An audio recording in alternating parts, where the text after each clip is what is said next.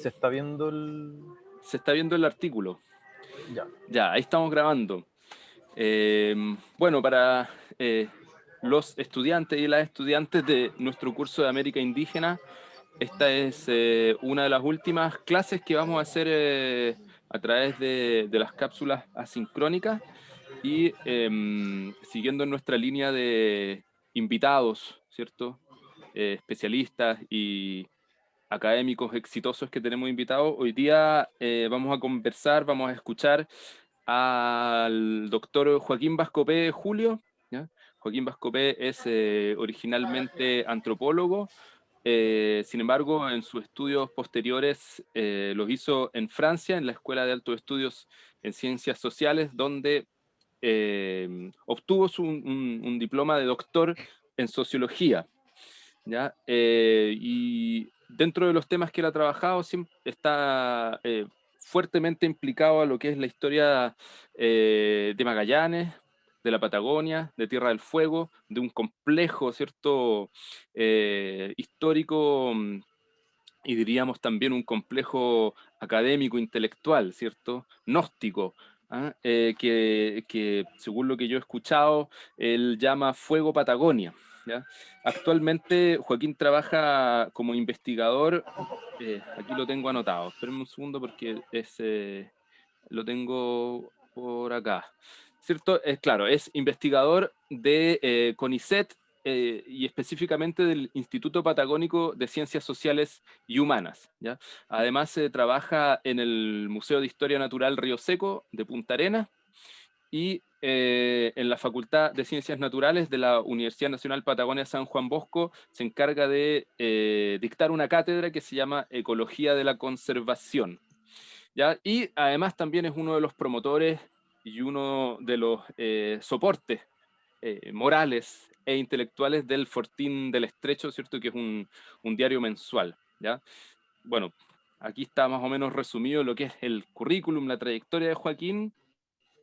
Bienvenido, Joaquín, a la clase de América Indígena, ¿ya? Bueno, la invitación que te quería hacer, ¿cierto? Para darle un pie a la conversación que vamos a tener, la quería eh, lanzar, ¿cierto? Sobre algunas coordenadas que tienen que ver con coordenadas, digamos, etnográficas, ¿cierto? Y construcción también de una especie de conciencia histórica, cultural, identitaria, como le decimos hoy día, en la zona Fuego Patagonia, ¿cierto? Y cómo desde ahí se proyecta hacia particularmente Argentina y en especial Chile, ¿ya? Yo anoté aquí algunas preguntas macro para que podamos comenzar, ¿cierto? Digo, ¿cómo podríamos describir el trabajo de los etnógrafos de la Pampa y la Patagonia a mediados del siglo XX? ¿Qué es lo que hizo un Viñati, un Casamiquela, una Escalada? ¿Qué discursos alimentaron y cómo impactan hoy a las ciencias sociales y a la conciencia geográfica e histórica de la gente común? Joaquín.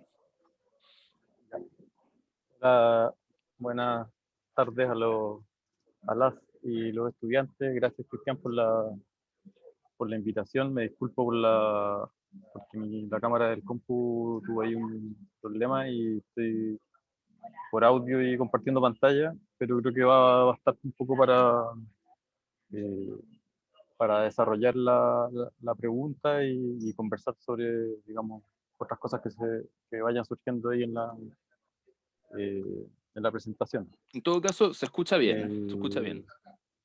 ¿Se escucha bien? Ya. Sí. Eh, ya, entonces, en el marco de las investigaciones que señalaste o la asociación con distintos colectivos que trabajan tanto en historia natural como en historia, arqueología y en menor medida antropología, que fue originalmente la, la carrera que estudié y eh, trabajé en una cantidad de fuentes, eso lo compartimos con Cristian, el hacer trabajo de archivo, andar ahí como, digamos, siguiendo algunas pistas de colecciones de documentos, a veces de distintos formatos, no solo textuales, sino fotografía, cine. Y desde hace un tiempo trabajo digamos, haciendo como a la vez como un aprendizaje y un desarrollo como experimental con el video aéreo, que tanto por el uso de Google Earth como por el manejo de cuadcópteros con cámaras, filmando en distintos paraderos, lugares de estacionamiento de las naciones fuego patagónicas, que ya sea pasos de porteo, sitios de industria, de fabricación, o sea, paraderos más largos y más cortos.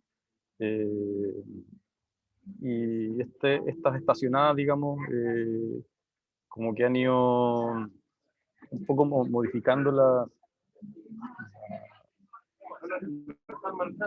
geografía con la que había trabajado inicialmente, toda una masa documental que fue, digamos, colectada en distintos archivos en ciudades, digamos, que tienen que ver con la invasión de Fuego Patagonia, de Londres, París, Berlín, Roma, archivos misioneros, archivos de museos, archivos de los ministerios de Relaciones Exteriores. También en Santiago y en Buenos Aires hice este trabajo, pero hasta esa fecha no tenía ninguna, como, no le daba importancia, como muchas veces ocurre en biología también, que cuando los mapas son como este cuadrito que está acá, en el fondo es como una especie de referencia para el desarrollo de los datos que se muestran en tablas o con otros programas. Y resulta que, digamos, a partir de la discusión con estos colectivos que te mencionaba al principio, fue surgiendo cada vez más problemática el dar por sentado la geografía con estos encuadres, con los encuadres longitudinales, que pueden ser muy distintos, digamos, en este caso a veces se les saca cuando son muy esquemáticos, se les sacan algunas regiones o algunos pedazos otras veces como simbólicos. Llegamos en el fondo a la conclusión de que es un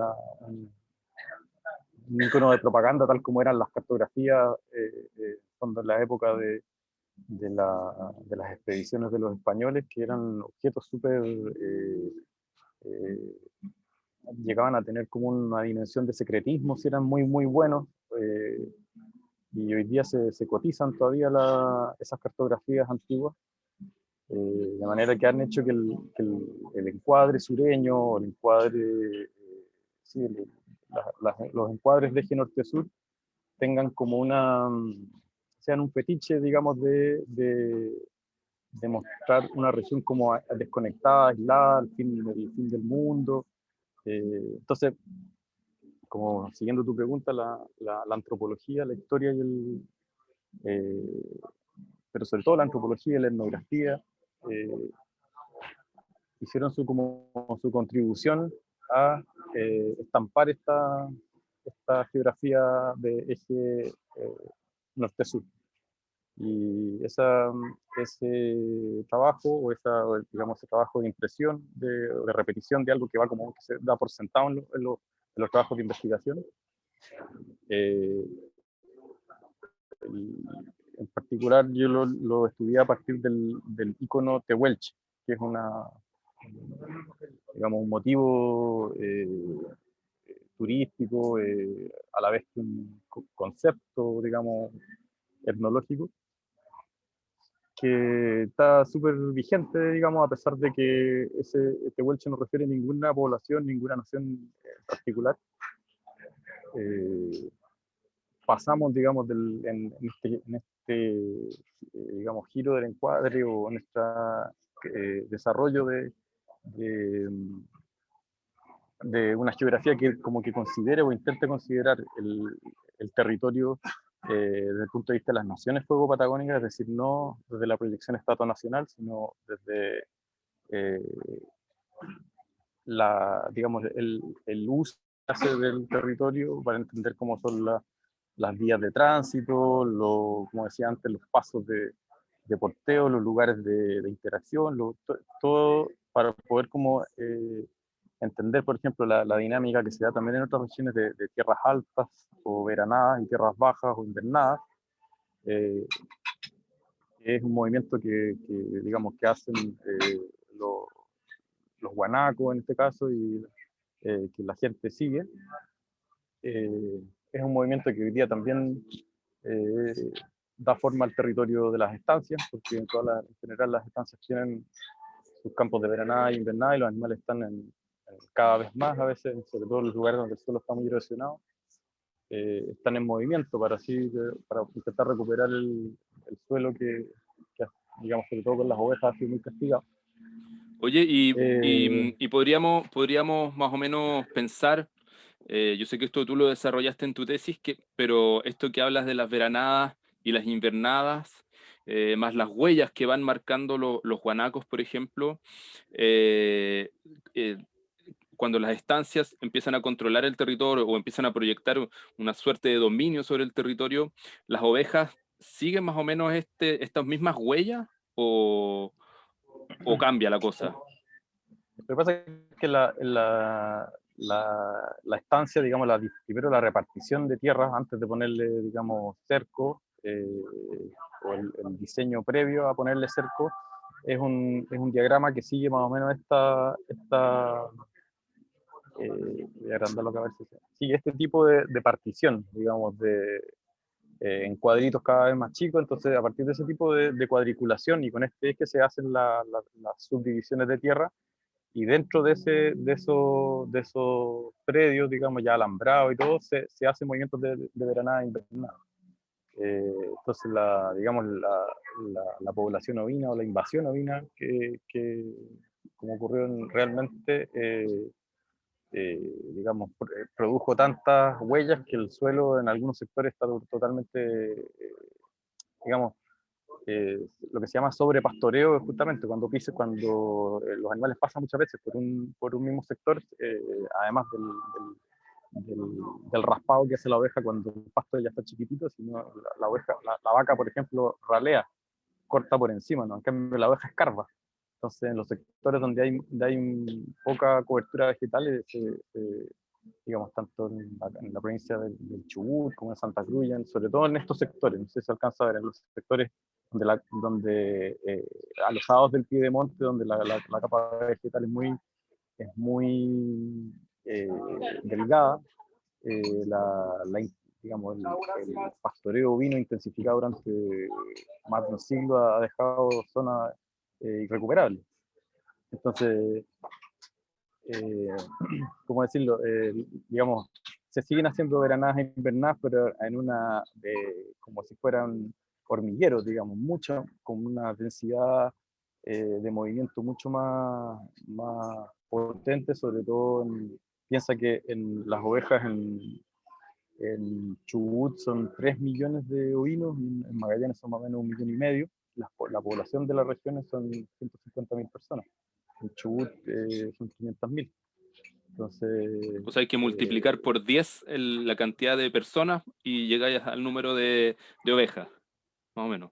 claro, calcular no quiere decir que antes no hayan habido también una población de guanacos súper abundante, digamos, pero de todas maneras la intensificación que introducen los cercos en el movimiento es lo que está, digamos, en la base de la erosión. Y lo que impide en muchos casos, o sea, independiente de que los campos tengan veranada, invernada, la geografía de las rutas principales de transporte, o sea, lo que se llama la ruta 40, que corre pegada a la cordillera, y la ruta 3, bueno, también lo que se llama la carretera austral, la carretera Pinochet. eh, esas rutas son todas longitudinales. O sea, corren ejes que no tienen con los que perdemos totalmente de vista los movimientos de veranada y de invernada, o digamos, la subida hacia las tierras más altas en verano y la búsqueda de lugares más bajos, más cercanos a la orilla del mar, en el caso acá de San Gregorio, que es donde, se documentan la mayor cantidad de contactos entre, digamos, población Aonequen y expediciones. Pero quería retomar un poco la pregunta de qué es lo que hacen los etnógrafos y cuál es la función del Tehuelche en esta cartografía de norte-sur, en fijar este tipo de geografía. Resulta que, voy a pasar al mapa, resulta que hay a partir del siglo XVIII más o menos, aparecen los primeros registros de una palabra que en Mapuzungún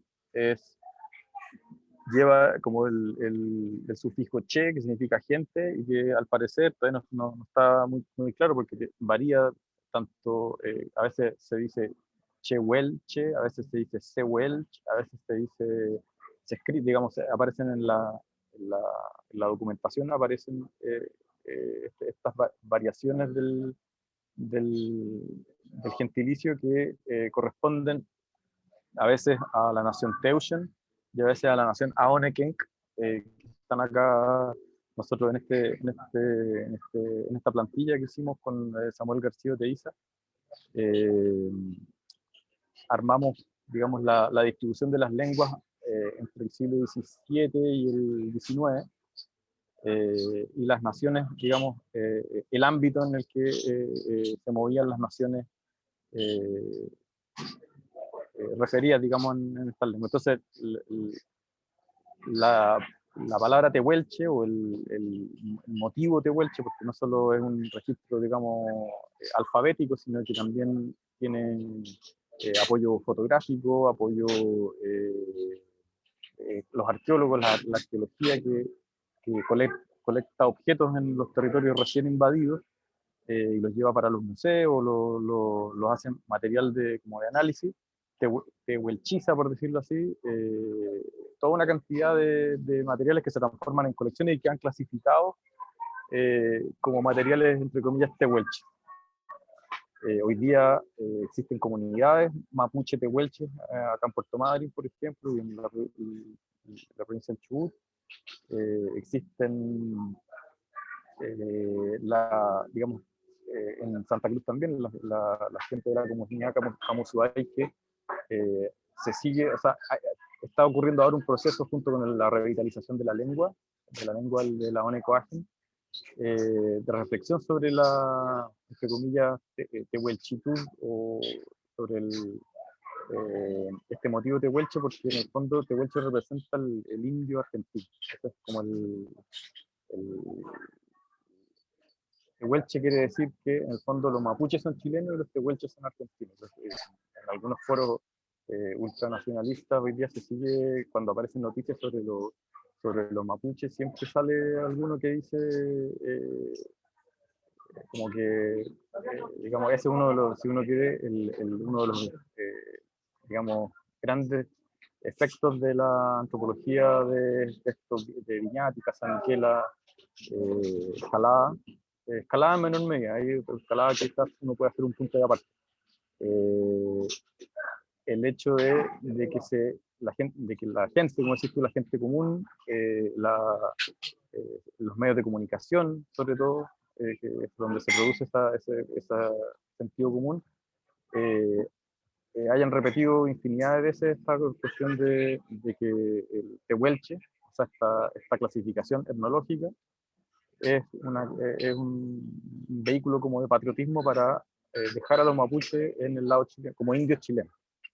Oye, Joaquín, y yo recuerdo de tu artículo sobre las lenguas chon, que tomabas un punto de vista crítico apoyándote en Harvey, ¿cierto? Y en su estudio sobre las lenguas norteamericanas, y en particular aquel que decía que desde los orígenes de la etnografía, ¿cierto? Desde la etnografía preacadémica, llamémoslo así, misional, qué sé yo, comercial, en fin, se había tendido a tomar las lenguas como el límite etnográfico político, ¿ya? Algo así. Y se había establecido un mapa que determinaba que hasta donde llegaba la lengua, llegaba la etnia. ¿Ya? Ese era más o menos la crítica que hacía, y que en realidad había que ir desmantelando ese criterio, puesto que las lenguas tienen una movilidad o una territorialización distinta a la política, ¿cierto? Algo así, ¿o no? Sí, ¿no? Y que además muchas veces estos contextos son contextos plurilingües donde la gente habla varias lenguas. Digamos, las personas que ofrecen los datos a los antropólogos eh, manejan varias lenguas. En el caso, sobre todo en la frontera de lo que en la época bueno, todavía se siguen llamando a veces los Pampas, que son la nación Gununacuna, cuyo idioma es el Yajish, o el Gununa Ayajish. Eh, Y no sé si el como, querandí, es el querandío, ¿no?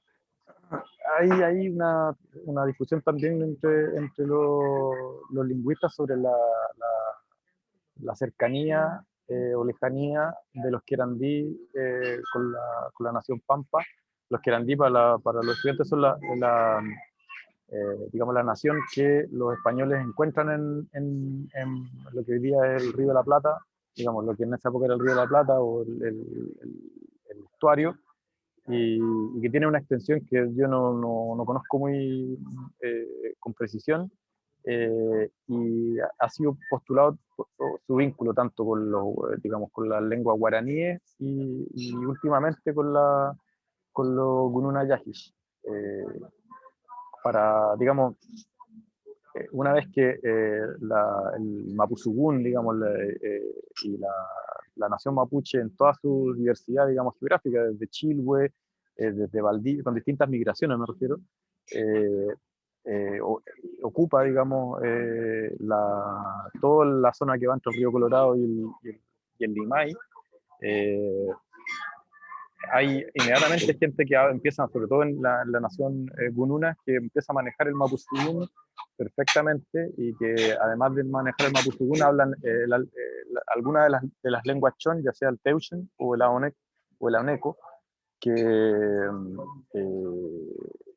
están también en contacto, sobre todo en un lugar que tú conociste y que es muy, muy interesante de visitar y digamos, de investigar por la vía de la historia, que es el fuerte de Carmen de Patagones.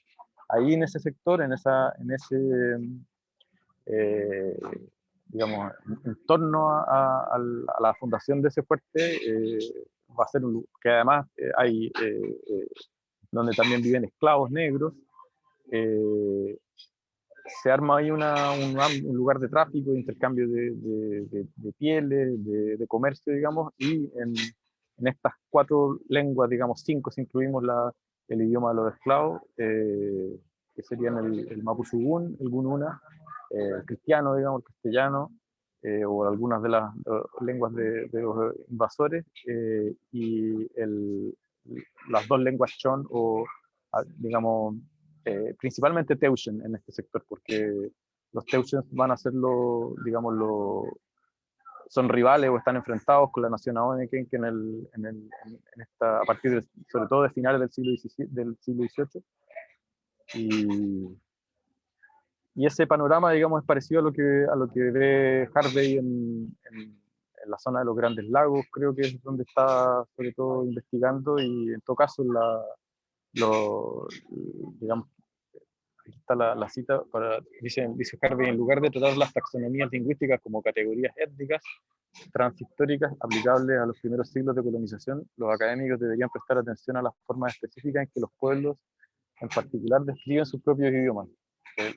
Harvey lo que quiere señalar es que definiendo la lengua que tú hablas, estableces como la alianza con el que te está preguntando. O sea, yo ahora le recomiendo a todos los que están viendo que hay un cómic, una historieta que se hizo en se imprimió en los años 50 en Buenos Aires, que se llama Ticonderoga, y que, bueno, lamentablemente no están las lenguas, digamos, de las distintas naciones, pero se puede apreciar ahí la infinita, o digamos, desde el punto de vista de quien no, como yo, que no conoce o no se educó, digamos, en la historia de las naciones de allá, una infinita variedad y diversidad de naciones habitando en lugares a veces, digamos, cada uno con sus territorios o estableciendo alianzas en un contexto de guerra, en este caso de invasión de franceses y ingleses, que se parece, digamos, en esto que dice Harvey. Eh, eh, digamos, hay que considerar también, digamos, en un contexto en el que el mapuzungún es hegemónico, cómo describen digamos, la lengua que hablan al viajero que pregunta, digamos, las naciones, tanto los yajish, perdón, los gununa, como las naciones chan. Eh, hay que aquí anotar también que es muy poco considerado, digamos, el hecho de que hay la nación chono participa en el tráfico de esclavos que se inicia prácticamente en 1600.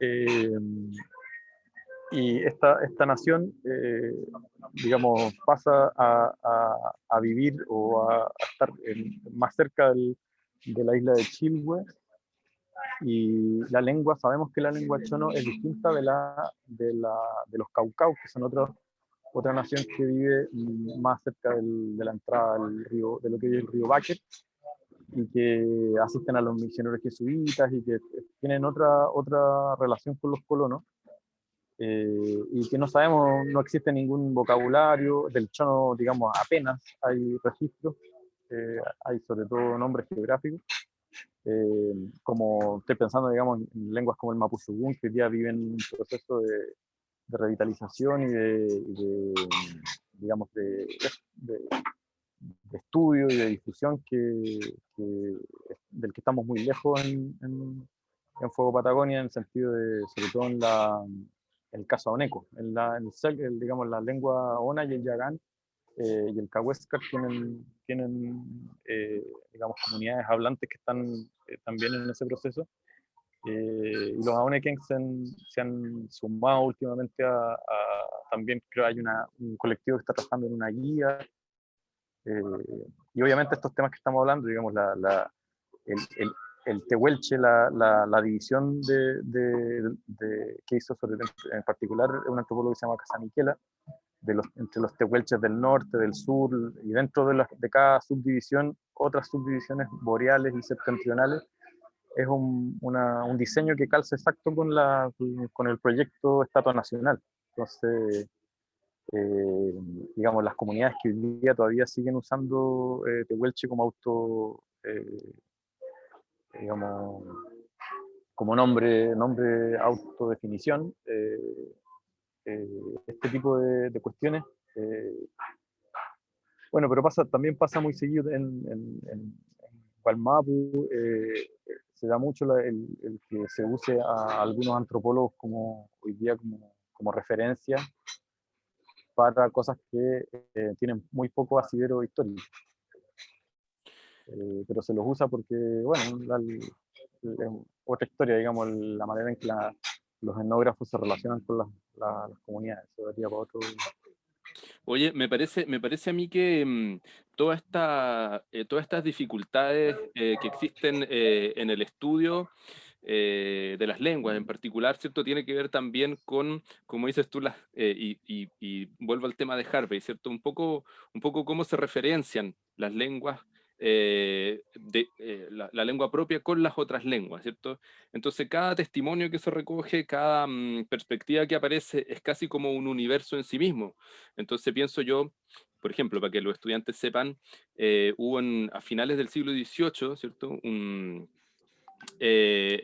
Hubo un jesuita, ¿cierto? Falkner, de origen inglés, que hizo este famoso mapa de la Patagonia y las regiones adyacentes. Al mismo tiempo, Basilio Villarino, ¿cierto? Un viajero, subió por el Río Negro, intentó subir por el Limay y ahí también hizo varias descripciones, ¿ya? Entonces, este mismo eje norte-sur, pensando en que el único el único lugar donde se corta, donde se rompe, al menos ya a través del tiempo, ¿cierto? Es en el Río Negro.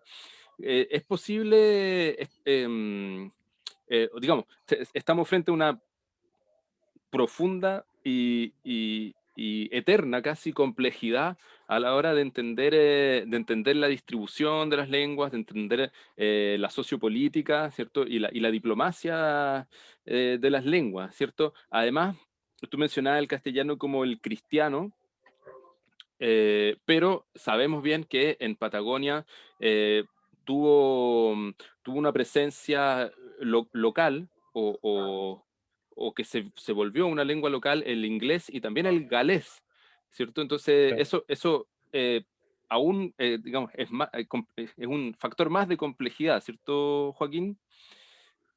sí, sí, sí, justamente me había quedado como corto con lo del cristiano.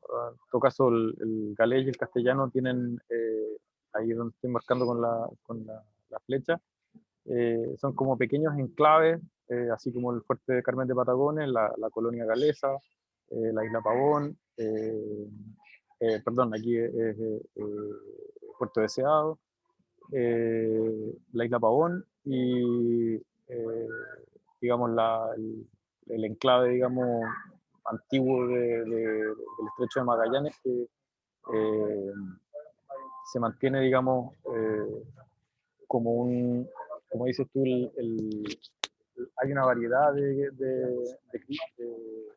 cristianos, de lenguas cristianas al que tenemos que agregar el inglés, que en el siglo XIX, eh, incluyendo el inglés, tenemos que sí o sí incluir a las Falkland, excluidas normalmente con el eje norte-sur de reflexión y con estos encuadres que no, digamos que detrás del icono, en este caso el icono tehuelche, hay siempre como dice Echeverría Valeta, cada topónimo indígena es un jalón de soberanía nacional. eh, eh, digamos, la clasificación étnica prosigue, digamos, o profundiza un proyecto de territorio que no está, en el caso, digamos, la Patagonia no está concluido, digamos, desde el punto de vista del malvinista. Entonces eso hace que se excluya sistemáticamente a la isla Falkland de toda la reflexión histórica. Y no solo de colonial, sino de digamos, la nación Yagán, en menor medida los Aus y distintos colectivos Aonekeng viajan durante 50 años hacia las islas Falkland tanto desde embarcándose tanto en la isla Pavón como en el estrecho, apoyando un laboratorio lingüístico que se desarrolló ahí, en el que se tradujeron, digamos, se documentaron las lenguas, se compararon para establecer, entre otras cosas, por ejemplo, el parentesco entre el ONA y el AUS y el Teuchen y el AONECO. Por eso aquí hablamos de la geografía de las lenguas chon para poder hacer, digamos, para diseñar la plantilla. Y este laboratorio, como digo, estuvo funcionando durante 50 años, donde digamos, las naciones Yagán, Aonek y Yaush son coproductores de los datos, no, digamos, giran o cambian la perspectiva también, o sea, porque, por ejemplo, ahora un amigo que es dibujante de cómic estaba instalando un mapa en un centro cultural en Punta Arenas y como que, porque hemos conversado mucho, estaba tirándola en esta inclinación. Voy a ver a ver si les muestro el mapa. Pero no solo escribió las Falklands, sino... Eh, ¿Lo ven ahí o no? ¿Cristian? No te escucho. Sí, lo vemos perfecto. Lo vemos. Ah, ya, perfecto. Ahí sí. Si te fijas ahí, digamos, pasó de este eje, de este eje, al apaisado, pero sin hacerle el giro, digamos, ganar espacio para el territorio en el encuadre, que es girarlo hacia, digamos, hacia la curvatura de la terrestre, sin perder, digamos, sin alterar la representación. Sino que lo que se ha hecho mucho últimamente, no sé si lo han visto, bueno, en algunos partidos políticos hacen la cosa de girar América completa y poner la pata, o sea, poner patas arriba. De hecho, el logo de la Universidad de Magallanes es el sur es tu norte, una cosa así. Dan vuelta completo el mapa, digamos, poniéndolo así. ¿Cachai? Poniéndolo así. En este caso, lo que hizo el chico es el chico Alegría, que es el dibujante ahí que aparecía en esa imagen, es ponerlo así. Entonces, aquí lo que se sigue además de que ahí no había puesto estaba excluyendo la Falkland, yo le decía que si alcanzaba, si tenía tiempo, por lo menos colocar a las islas, porque cuando se describen se dice aquí en este lugar habitaba la nación Ona, en este otro los Aone, que en este otro los Cahuéscar. Pero estos 50 años de transporte y de comunicación anglo-yagana, sobre todo con la nación yagán, esto va a ser las puertas para que se instalen los misioneros anglicanos en el archipiélago que se llama el Onashaga y el Yagashaga, el canal de Murray en el Beagle. Y entonces es un vector, además, así como las primeras ovejas que se trajeron desde las Falkland, que tiene que sí o sí incorporarse en esto como en estas dinámicas de alianzas, como dice Harvey, donde en este caso los misioneros están sumamente interesados en aprender la lengua para poder, digamos, difundir ahí los mensajes bíblicos. Recordemos que esta misión va a llegar a Gualmapu a mediados a principios del siglo XX o fines del XIX, ¿sí? Las primeras expediciones para instalar ahí una misión, en la misión de Kepe, que va a tener, digamos, su antecedente en términos operativos y en esta historia que estamos contando, digamos, los primeros ensayos de impresión, edición, de comparación de lenguas que hicieron en la isla Keppel en las Falkland. Eso es muy interesante, Joaquín, porque, bueno, antes o en paralelo ocurre, ¿cierto? No sé si en Tierra del Fuego o ya directamente en la parte continental, al norte del estrecho, en el Chaco paraguayo también y en el Gulumapu, ¿cierto? En el país mapuche. Pero no estuvo exento, por así decirlo, no estuvo exento de discusión y de reflexión la idea de dónde ubicar la casa matriz, ¿cierto? Si en las Falkland o en Guyana, ¿ya? Que constituían los dos territorios británicos del continente sudamericano, y finalmente parece que el laboratorio lingüístico y etnográfico y finalmente la misión, ¿cierto?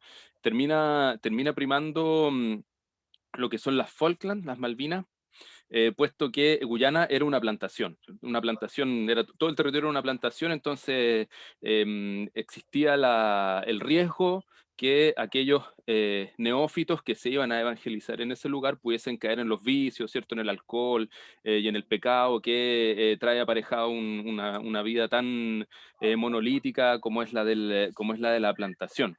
¿Ya? Y ahí como que pero al mismo tiempo como que se estructura un poco esta cartografía. Y al respecto te quería hacer una pregunta, porque así como nos mostrabas que este artista gira el mapa, ¿cierto? Pero de alguna manera conserva el cuadriculado, ¿ah? Conserva Sí, la línea recta, ¿ya? Es- eh, la idea sería cómo podríamos pensar en una cartografía no, no geométrica en ese sentido, ¿cierto? Sin ángulos, así, sino una cartografía como cuyos temas proyectados sean otros, sean, ¿cierto? Por ejemplo, qué sé yo, el guanaco y la oveja.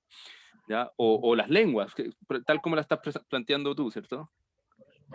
Claro, o sea, digamos, la representación cartográfica que uno puede obtener hoy día por Google Earth o las fotos de la NASA, pero sobre todo el Google Earth, que permite hacer, digamos, encuadrar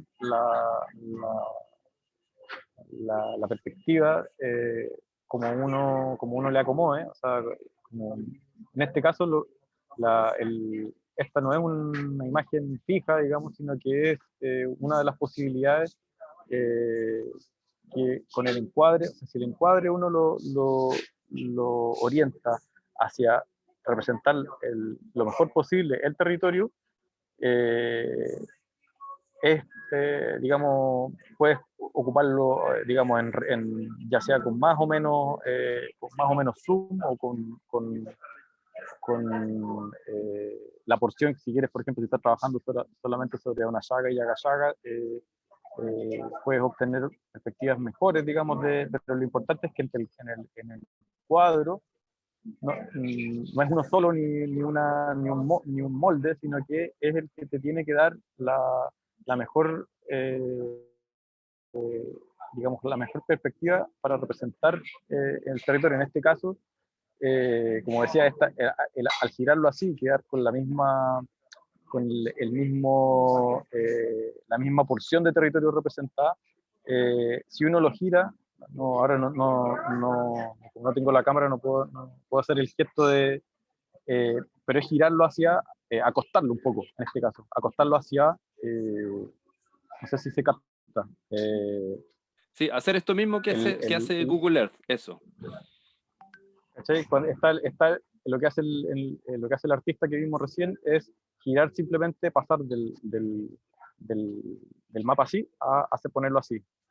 Y eso igual puede ser una posibilidad, pero te queda un montón de espacio en blanco, en este caso de- no, se te achica el espacio para representar las relaciones que en este caso, cuando uno está estudiando el transporte, las comunicaciones, como es en mi caso, eh, te, con esta perspectiva, acostándolo un poco, gana más terreno para representación.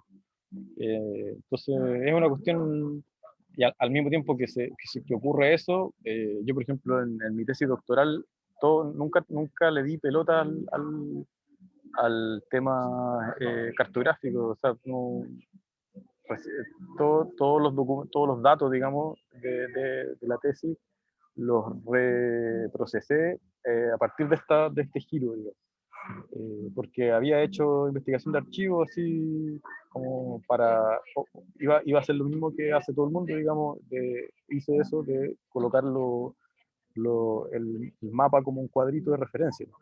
En ese momento el territorio de las Naciones Fuego Patagónicas no lo empecé a ver, digamos, hasta que empezamos a estudiar, digamos, de manera más favorable, con imágenes como esta, de manera más favorable la movilidad.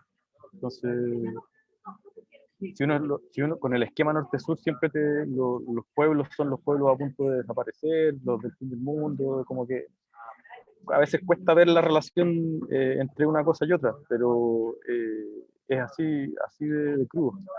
Eso, esa Digamos, característica la compartiría con Laponia, con la región Inuit, ¿cierto? Esa especie de Finisterra, ¿o no? De estar cayéndose del mapa, ¿cierto? Mientras que así se reintegra, ¿cierto? Se reintegra como a los circuitos globales. claro, exacto.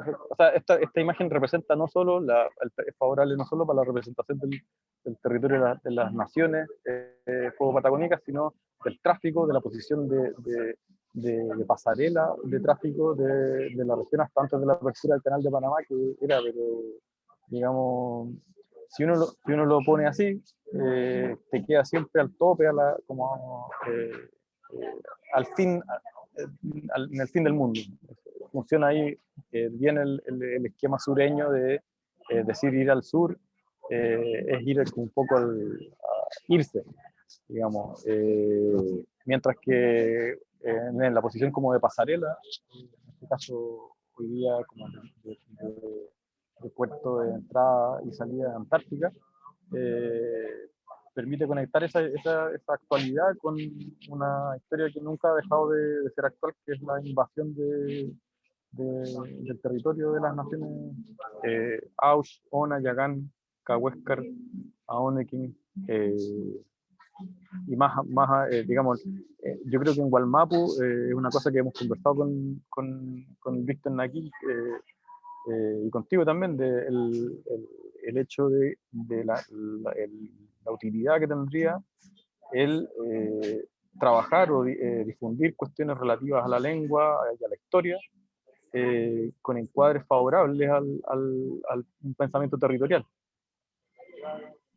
Mira, te quería comentar que yo estuve eh, hasta hace un tiempo atrás escribiendo un artículo, corrigiéndolo, etcétera, sobre que está enmarcado en el periodo de la guerra a muerte, ¿cierto? La década de 1820, a finales de la década del 10, donde si uno se empieza a fijar en los puntos donde fueron las batallas, uno se da cuenta que la proyección, ¿cierto?, es desde el Gulumapu hacia la cordillera, ¿ya?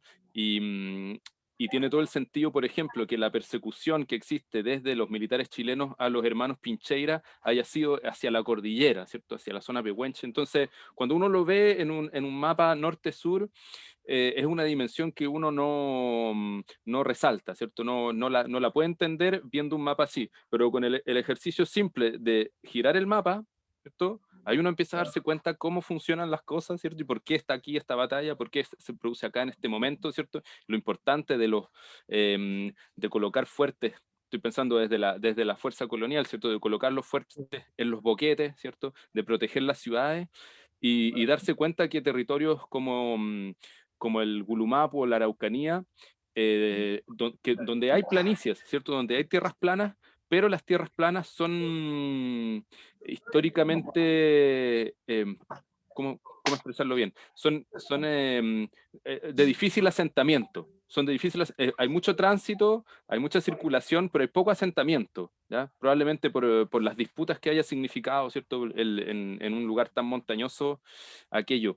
Oye, Joaquín, para ir cerrando, quería hacerte una pregunta ya más volcada un poco a tu experiencia como antropólogo, a tu ojo clínico de antropólogo, ¿ya?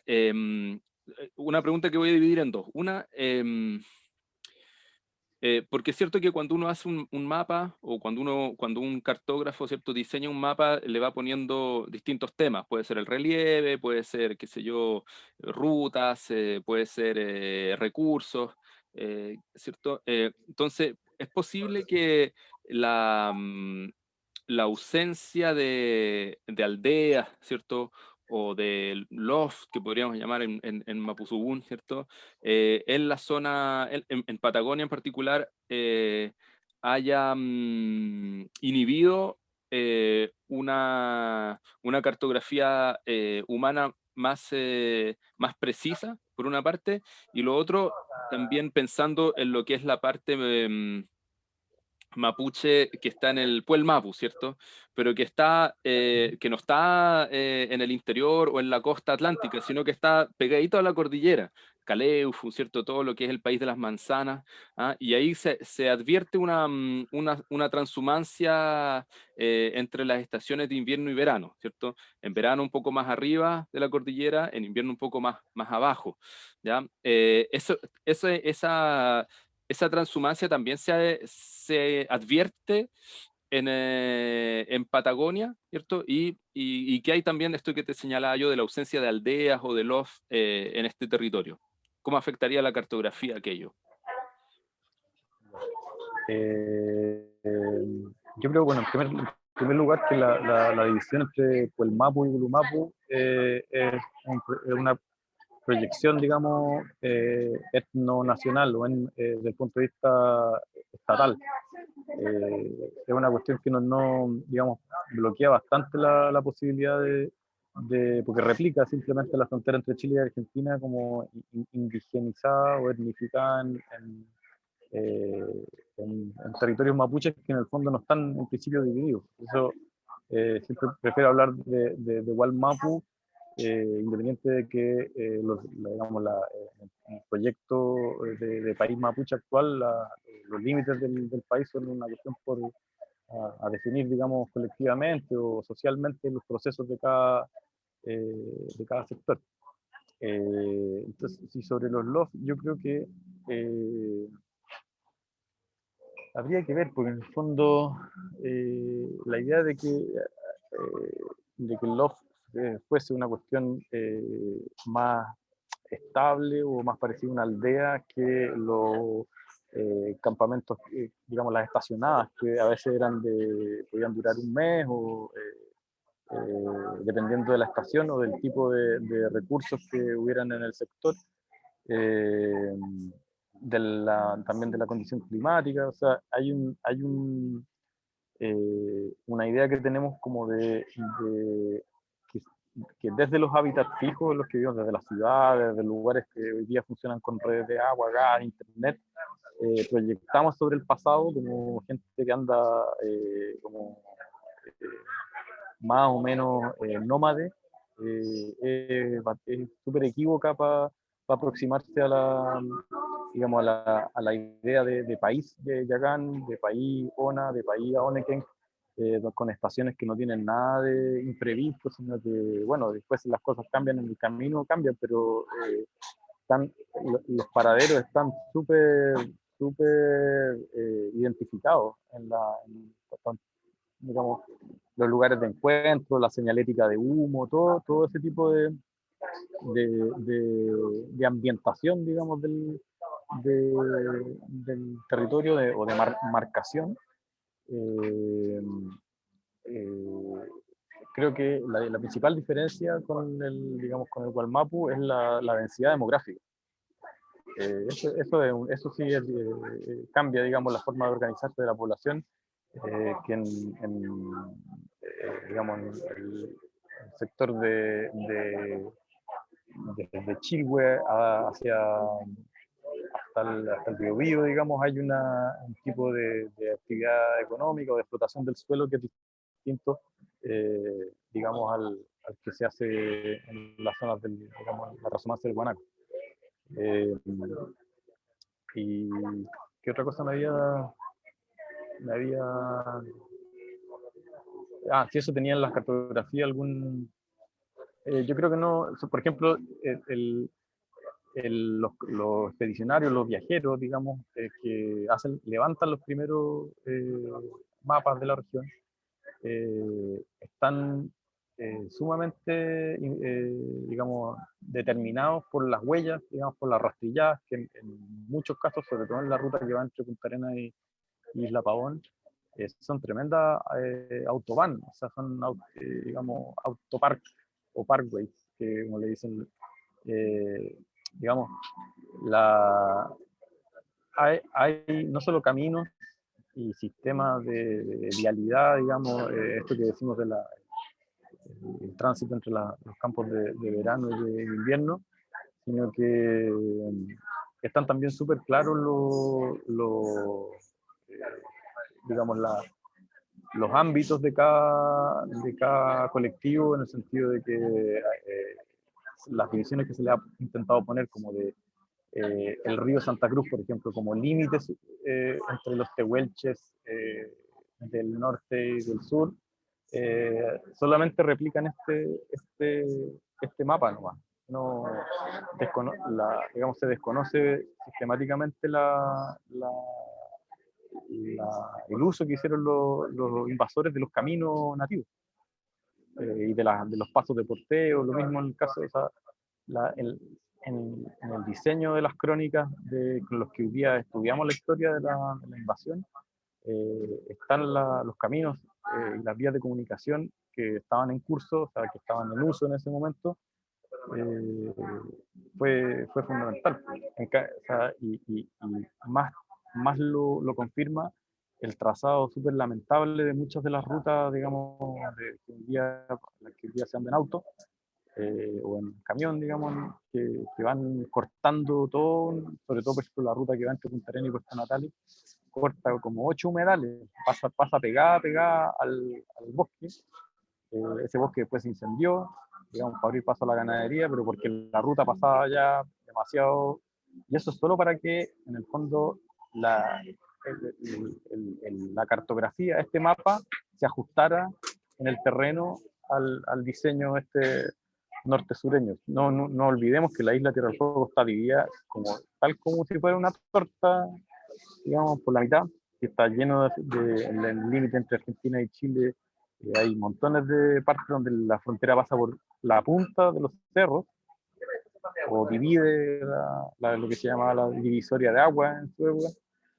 Entonces, es una tendencia recurrente en la historia y sobre todo en la etnohistoria, el de tratar de acomodar la existencia o los movimientos de las naciones a este esquema.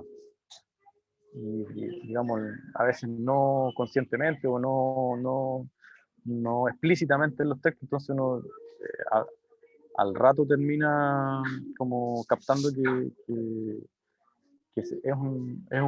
toda una plantilla de, entre comillas, pueblos originarios que se hace calzar en los límites, en el proyecto de Estado Nacional, que en el fondo es todavía un proyecto, o sea, en muchas regiones.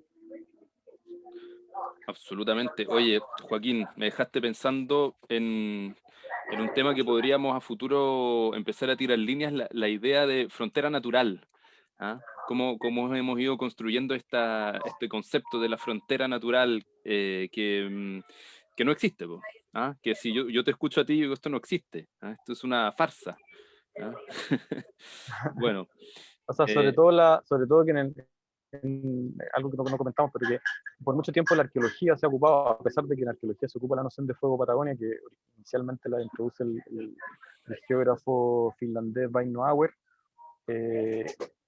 se habla de pueblos canoeros de un lado de la cordillera, o sea, y cazadores pedestres, como replicando en formato etnotecno, nuevamente la divisoria. Pues. Entonces, la existencia de lenguas de pueblos como los caucau y sobre todo lo que antiguamente se llamaban los alacalufes, o sea, las naciones alacalufes, entre las cuales había el Cahuéscar, pero que, digamos, es una diversidad de pueblos que tienen contacto y trashuman, digamos, o se movilizan hacia las tierras más tipo Piedemonte y Pampa, ni hablar los chonos que también se incorporan digamos, cualquier intento que uno haga por como resignificar o darle un sentido más allá de ese proyecto de Estado Nacional, siempre tiene como una intención en el fondo. Muchas veces, como te decía, estamos determinados por la organización de las colecciones y de los documentos y los archivos que en el fondo reflejan este mapa, este de acá, y que por eso uno cuando después vuelca los datos y si no le da la importancia, termina en el fondo haciendo como este tipo digamos, ocupándolo como referencia, sobre todo con este encuadre que en el fondo de Sudamérica pasamos hacemos un recorte y va quedando así debajo del cuadro o al tope del cuadro la región acá Fuego Patagonia. Oye, tremenda clase, Joaquín, te agradezco mucho. Oye, te hago una pregunta para cerrar. Esta sí es la última, una pregunta puntual. ¿Los Selknam entonces habrían tenido canoas Dale, dale. o no? Lo, Y así como lo, los no, no, Cahuéscar, no, no. ¿no?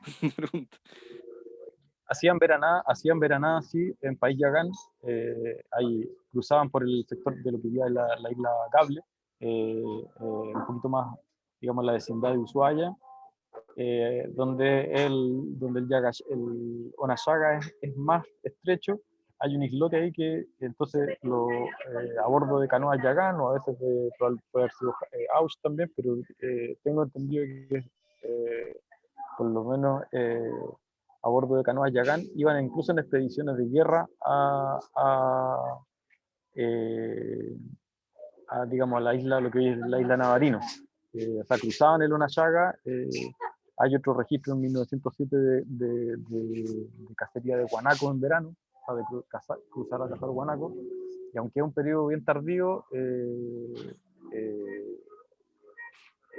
está de todas maneras la relación, digamos, hay una cantidad de préstamos lingüísticos entre Ona y Yagán que tienen derivas digamos, cuestiones comunes en aspectos rituales, que, o sea, que hay ahí una relación de vecindad y de guerra, en muchos casos, de cautiverio, sobre todo en la época en que tenemos registros. Que claro, tampoco sirve digamos, la divisoria la divisoria de aguas que corre por el Onasaga, tampoco estaría funcionando. Me refiero a la línea divisoria entre Chile y Argentina ahí en ese sector, justamente porque Ona y Yaganes tienen, hay población Yagán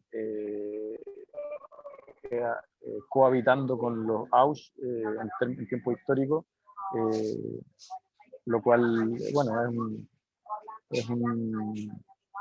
digamos, es otro registro de relaciones internacionales en ese sector que digamos, no por nada la instalación de las misiones, sobre todo, se ubica en lugares donde hay conflicto o donde hay tensión fronteriza. La misión salesiana que se ubica aquí en la frontera, en el Jorroscol, en el Río Grande, en frontera entre los Párrica y los Jerska, o los Coyucá y los Jerska, y donde también llega población Aus apenas se instala la misión. Apenas se instala la misión, llega en misión diplomática los Aus, que tienen mucho contacto, digamos, contacto desde más antiguo con expediciones europeas.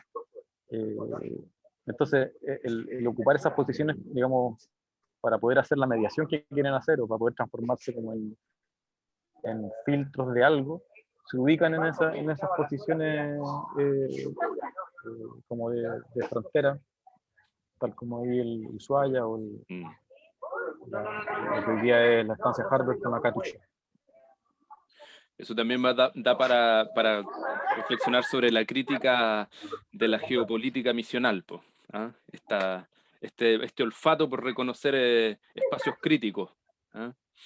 Bueno, Joaquín, ha sido un placer, tremenda clase. Estuvieron primero y hicieron... ¿Cómo? Te escucho, sí. Cierra nomás.